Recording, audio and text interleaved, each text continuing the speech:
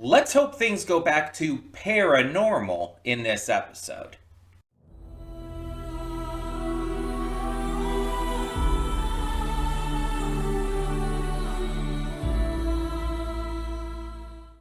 Hey everyone, welcome to Prince of Gay. I'm your host Connie, and today we are here with episode 10 of Dandadan, or Dandadan, again, however you want to pronounce it, doesn't really matter, who gives a shit.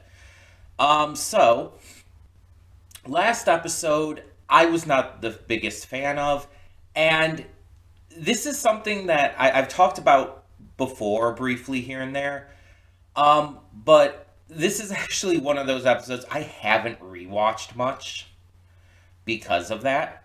Usually, when an episode comes out, I rewatch it both on my own and with other people's reactions and stuff because I want to see the episode again, and I especially want to see people's reactions to it. But when there's an episode of something that I'm not a fan of for whatever reason, I don't tend to rewatch it. I don't tend to go back and check it out again. Even with other people's reactions, especially if there's nothing in the episode I really want to see people react to. And last episode was that because, like I said last time, it felt very anticlimactic in the sense that episode 8 set up so much with these villains, with the plot, with Acro Silky Ira. And episode 9, just in my opinion, did not deliver. It did not deliver at all. It was honestly very disappointing. The setups were completely wasted. Ira's Acro Silky form was completely wasted. Nessie was completely wasted. It just ended up being super bland. And I'm really, really disappointed by that because this show has not been like that. It seemed like the episode, and I guess this portion of the manga, this chapters or whatever, seemed to want to focus more on being one big nudie joke. Like the entire thing was like focused around the joke of, oh, the characters are practically naked, or in, Okrune's case, fully naked, the entire episode, and are trying to either hide that or deal with that, etc., etc. And it's like that's pretty much all the episode was. It was focused on the comedy of that, and honestly, it wasn't even that funny. It wasn't like it was honestly probably the least funny episode of this series. Because the thing is, this feels out of place for the show. And it kind of goes along with like what I was saying last time about how people just flat out lied, manga readers just flat out lied about like the series not going back into like what episode 1 did. But it's also along the lines of this just felt off for the show because episode 1 did establish this as being bad and not something to laugh at or enjoy or see as, fan service, basically. Episode 1 firmly established the Momo being, stripped down and being in her underwear around the Serpoians as, wholly negative. And I applauded it for that. Because even though, yes, it still showed the fan service, it wasn't in service of fan service. It was for the sake of showing these aliens as, being horrific menaces. And also drawing a parallel with Momo's ex-boyfriend, who we directly see the parallel when she kicks the Serpoian in the same way that she kicked him, or tried to kick him. Except that time she succeeds. So it's shown to be wholly negative, and then the next episodes leading up to that don't really have that. They don't really have much of that kind of focus. And then suddenly out of nowhere, Episode 9, I guess technically the very end of episode 8 as well, but mostly the way episode 9 handles it is basically like they're taking what they already established as being a bad thing, as being something not to make light of, not to uh, treat as fan service, and that's exactly how they treated it in episode 9, as a joke and as fan service. They basically contradicted themselves, and it's just like that feels so actively off for the series, because the series has established itself as painting that kind of thing in a certain way. So when you literally go the opposite route and do exactly what you were kind of speaking out against almost, it's just really fucking weird, you know? And like I made a point of saying last time that the episode wasn't bad, and I still stand by that. It's like, comparative to a lot of other things out there, the episode was still good in regards that it was like enjoyable to watch for the most part.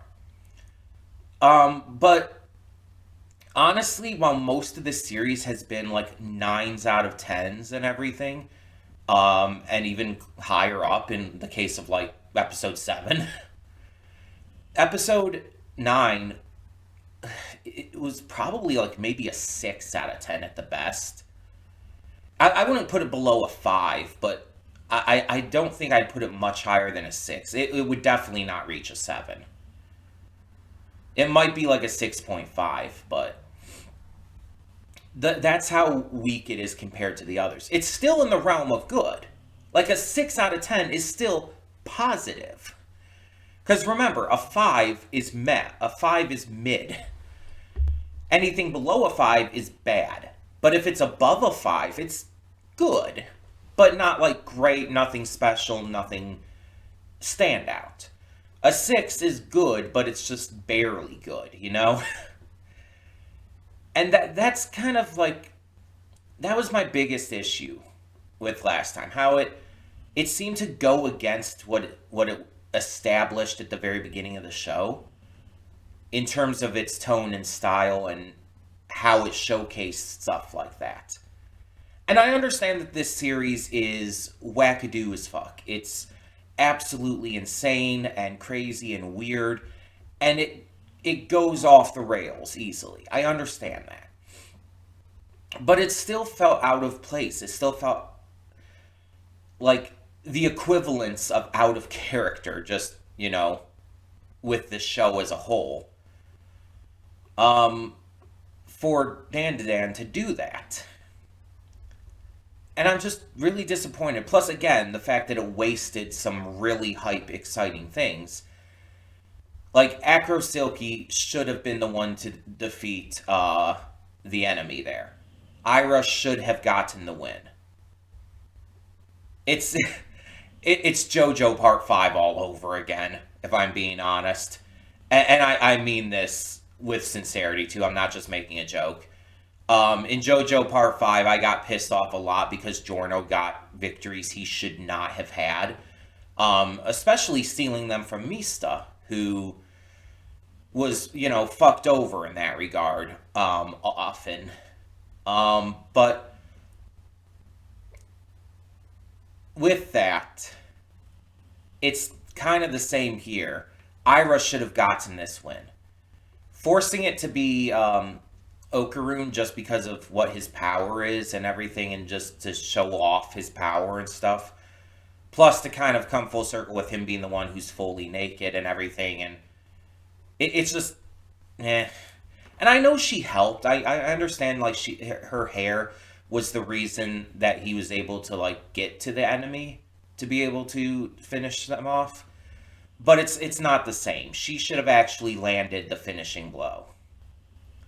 I have no problem with Okarun and Momo helping, but she should have landed the finishing blow. With how episode 8 ended, it absolutely set up for her being the clincher in that fight. And then, on top of that, like I said, Nessie was completely wasted. Nessie was so fucking epic in episode 8, was like so cool, so intense, so scary, so Godzilla. And then in episode 9, it's just like, it's there, it exists, but you never see its face, for one, which is just stupid. And on top of that, it's like, it's barely there. It appears like once, maybe twice, for a second, and then is merged off screen, by the way, with the Serpoian and the mantis shrimp guy. And it's like, that is just so fucking disappointing. Because honestly, I think it would have been really cool if like Nessie ended up being like the actual main enemy of this part, and the Serpoian and well, all the Serpoians and the Mana Shrimp guy were taken out by it. I think that would have been a really cool twist. And 2 of the Serpoians were taken out by it, mind you, but the other one merged with the Mana Shrimp and then also with Nessie. And it's just like, I understand wanting to like fuse them together and how cool an idea that could be. It didn't work. It wasn't cool. It wasn't interesting. It took away from the coolness, honestly. It just, the potential was lost, and it just didn't really work in my eyes. And I understand that might just be me. I understand that might just be me.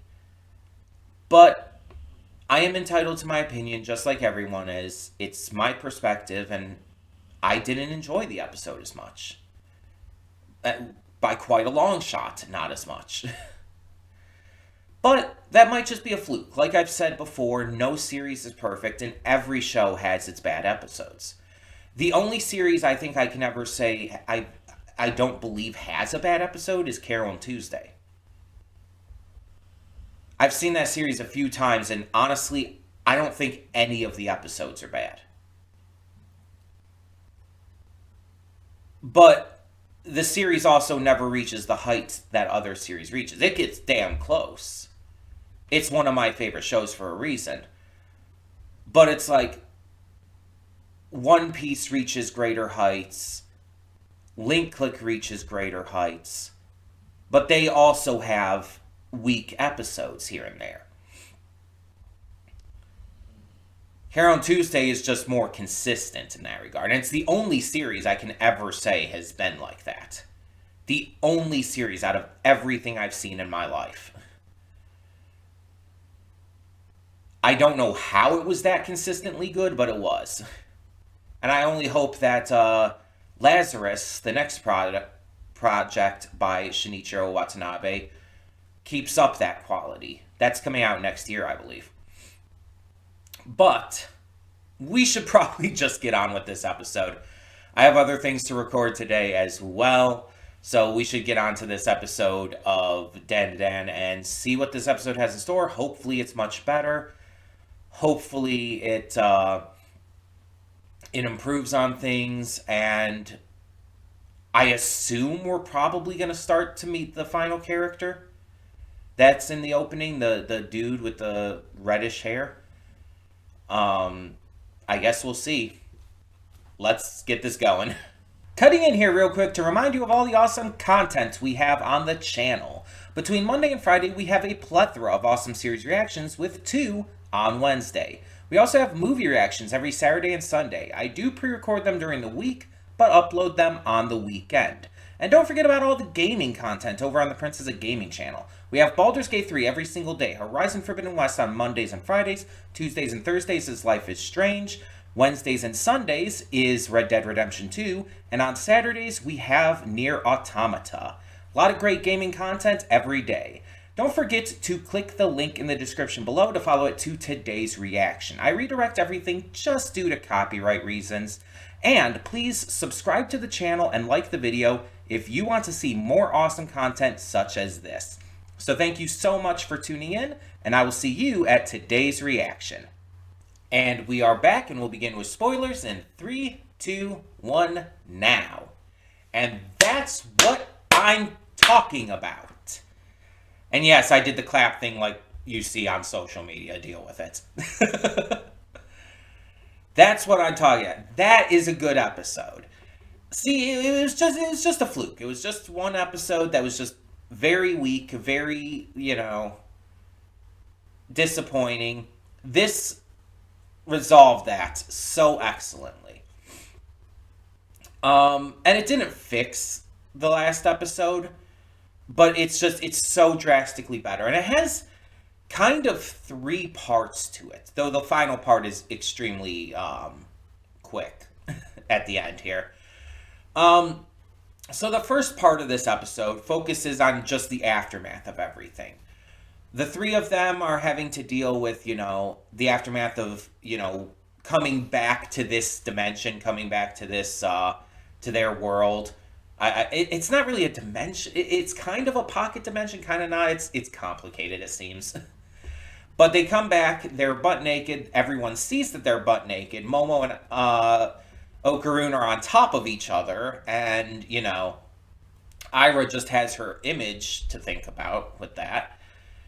And so we see the aftermath of that. We see them with the school nurse who is ridiculously and needlessly hot and has a riding crop or something, and is just, it's not really a riding crop. It's kind of like a whip thing, and either way it's hot. And it's like, why is the nurse fucking hot? Like, what the fuck? I was not prepared to get turned on by a hot nurse whose name is like Queen Sama or something like that. It's like, what the fuck? Um, but they're in the nurse's office and everything, and she's wondering like, oh, you were being bullied and all that. What's going on here? And then she leaves because apparently she got a call, and whips the other teacher and everything. And it's like, never been jealous of a random bald man before, but here I am. um, but we see throughout this part just kind of, again, the aftermath of things, seeing Okaroon, Momo, and Ira try to kind of like piece everything together, figure everything out.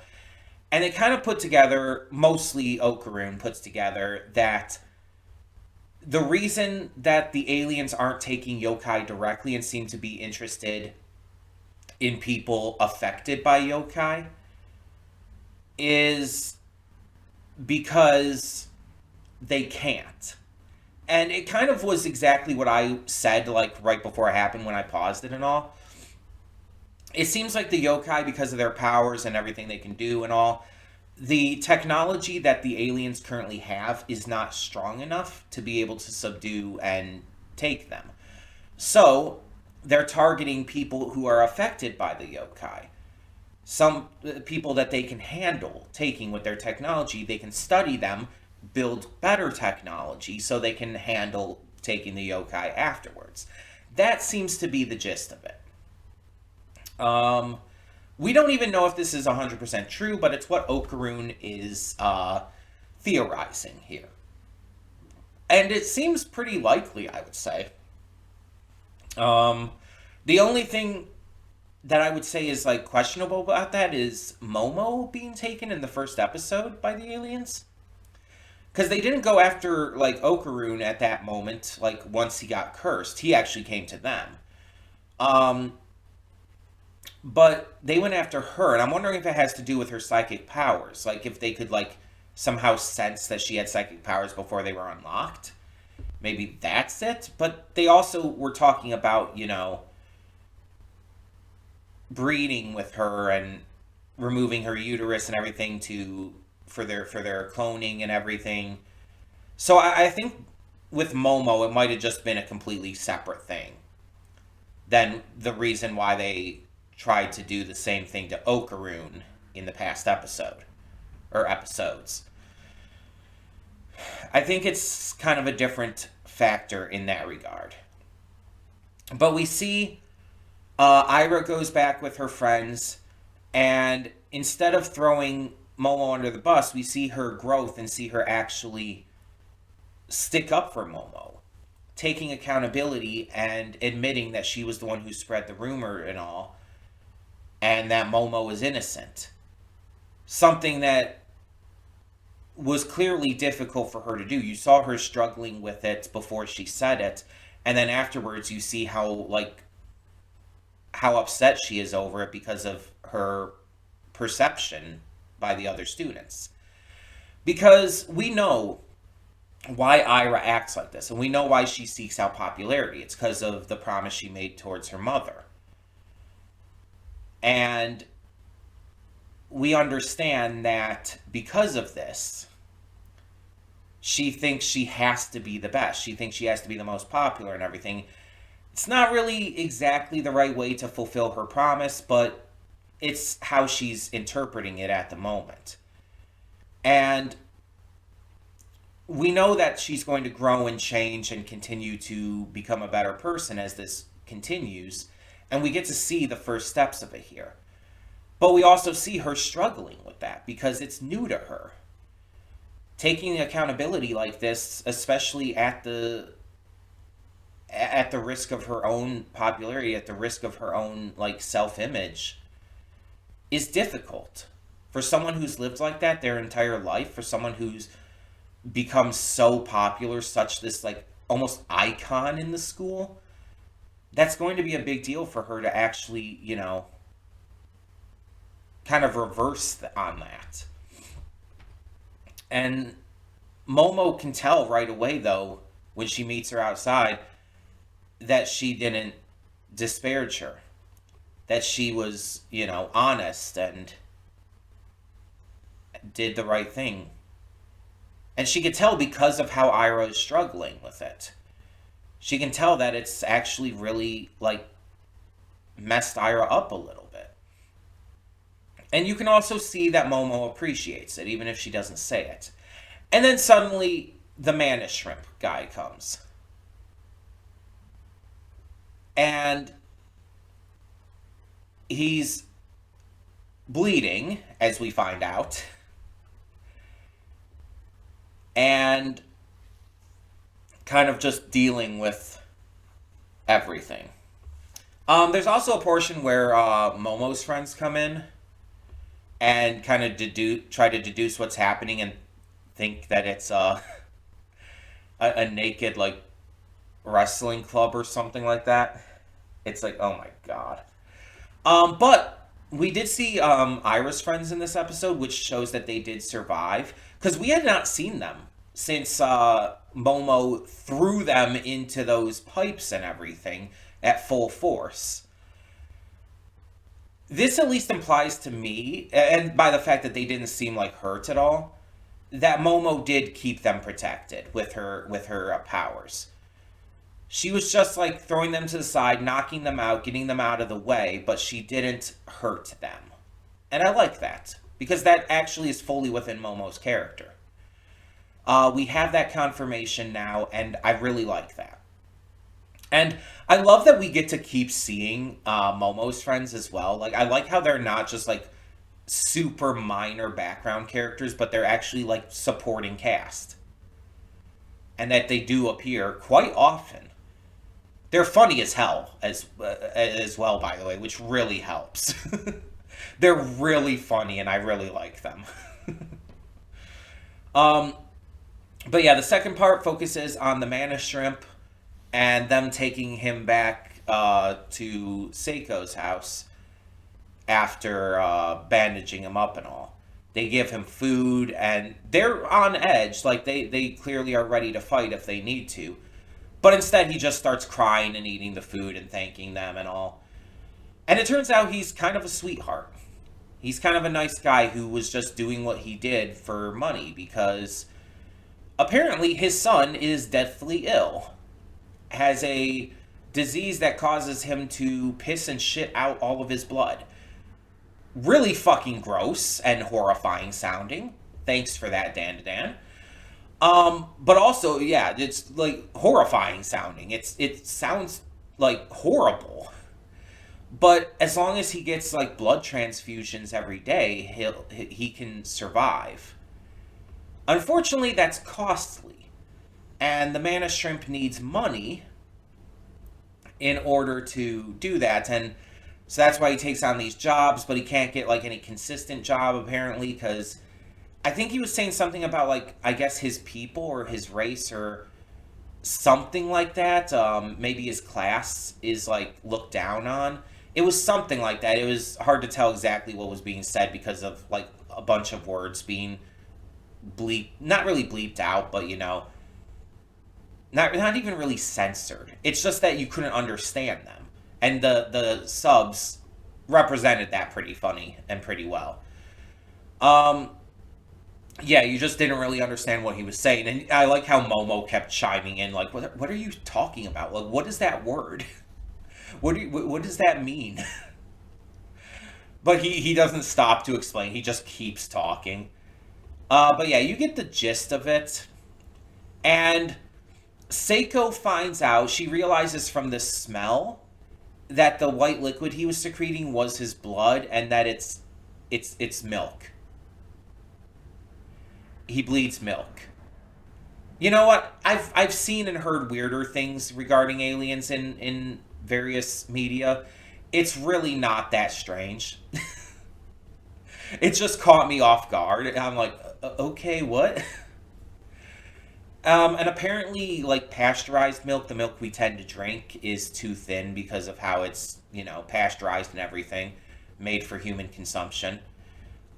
So Seiko just calls a friend of hers who has cows, and it's like, give this Kappa, because she thinks he's a Kappa. Although I think she's just being stubborn just to be stubborn. Give this Kappa a cow. And apparently they do.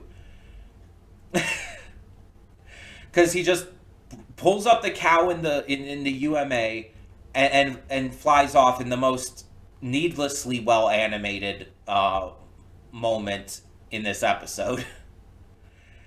And it's like, I thought everything in the opening had already been touched on. I thought the UMA, like, sucking up the cow was just an alien joke. Because that's, the most stereotypical thing with aliens. Abducting a cow into their UMA. But it's like, no, that was actually a thing. There was actually story relevance to that. Okay. God, I love this show. For shit like that. And then the very end, we get our third part of the episode, which is just the introduction of Gigi. So Gigi is the final character in the opening we had not met yet, and is apparently a childhood friend of Momo. After Momo, Ira, and Okarun beg for Seiko to use her Santa Dodoria money to get them new uniforms, because of, their old uniforms getting messed up. Again, apparently it's like every time they come in contact with these aliens or yokai, their uniforms get messed up. Is that just going to be a recurring thing? And she agrees to get them for Ira and Okarun, but not Momo, unless she does, like, this impersonation of, I think it's supposed to be another Japanese actor. And so she does, and then she goes in to the door to answer it and finds Gigi. So Gigi is apparently coming to stay. He's an old friend of hers, and apparently her first love. Which is really interesting. Which implies that, I guess, he predates her love for Ken Takakura. Like, she actually, like, had a crush on him, like, when they were children or something, which happens. Kids will do that. That's not unusual or anything. But it's, like, interesting, nonetheless. Because that adds an interesting layer into things. Because they already kind of, like, touched on the idea of the love triangle with Momo, Ira, and Okarun, even though there's not a love triangle. Like, there just isn't one. Because the thing is, Okarun's not interested in Ira. He's interested in Momo exclusively. Momo's interested in him. Ira's just a third wheel. Ira's just there. Being Ira. Being, her usual annoying, clingy self. Like, it's not actually a love triangle. It's a straight line with another line trying to intersect it. and failing. Um, Funny enough. But with Gigi, I'm wondering if maybe they will go that route. If maybe, like, she'll still have some feelings for him. I'm kind of hoping not. I kind of hope that they, once again, swerve away from the idea of the love triangle and kind of,